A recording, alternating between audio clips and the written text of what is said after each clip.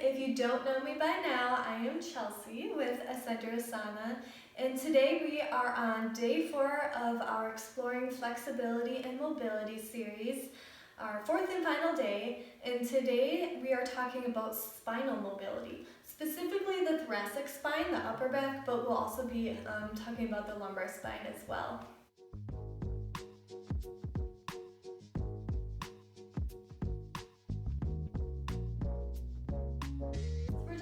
Started today in a posture very similar to a yoga posture.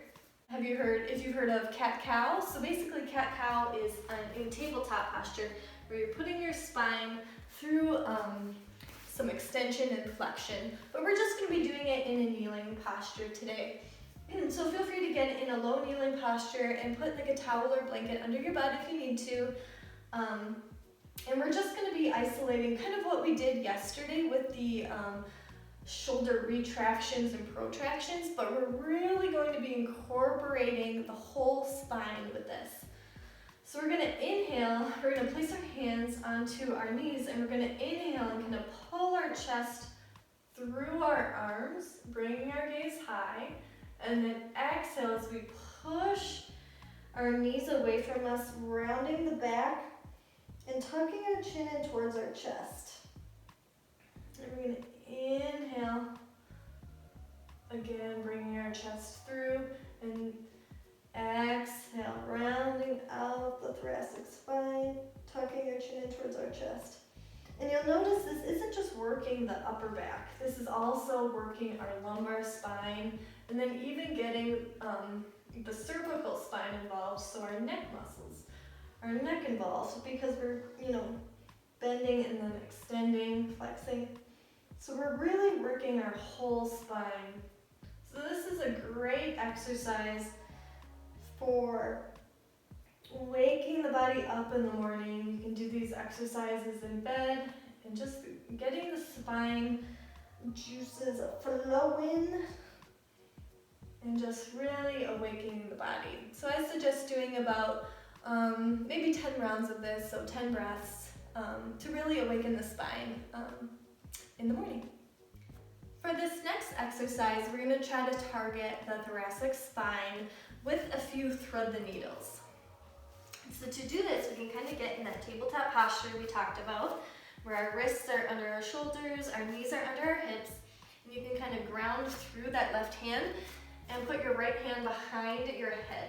And we want to, like I said, isolate the thoracic spine in this, so try to limit the dumping or movement in the lumbar spine and really try to focus on moving through this upper back here. So we're putting our hand on the back of our head. We're going to open up, so we're kind of externally rotating the shoulder even here, and then the bending, bringing our elbow to touch our other elbow and threading it under the body. And this really isolates the thoracic spine and just kind of helps get that rotation of the spine. And you can do about 10 rounds of these.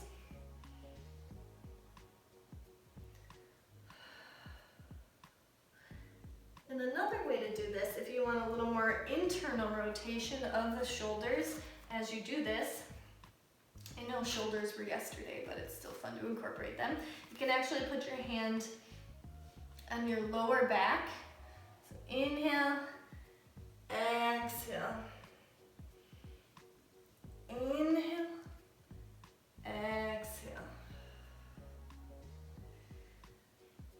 Inhale, exhale. Just thinking, get that nice internal rotation on the downward.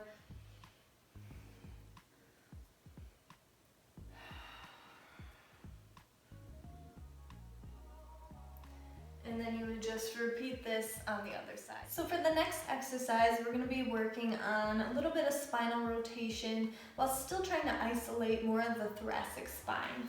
So you can kind of lay down on the mat, and then kind of roll onto your side and relax that bottom leg. So it's just kind of nice and laying there relaxed.